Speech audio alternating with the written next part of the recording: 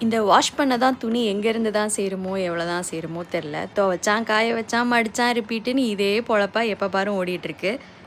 ஒரு செம்ம சொதப்பலான mini vlog தான் இன்னைக்கு.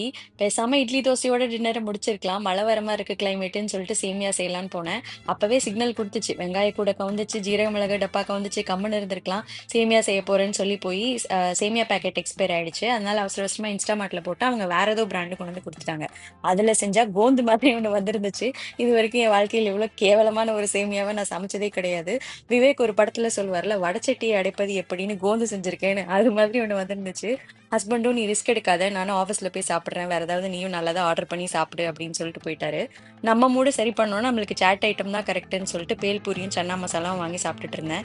ஒரு டீய குடிச்சிட்டு வீட்டு வேலைய ஆரம்பிச்சாச்சு. வீக்கெண்ட் ஆனா சின்ராச கையில பிடிக்க முடியாதுங்கிற மாரி இந்த எவ்ரி வீக்கெண்ட் சின்ன வெங்காயத்த உரிக்கிற வேலை ஒரு பெரும் வேலையா இருக்கும். அத ஆரம்பிச்சாச்சு.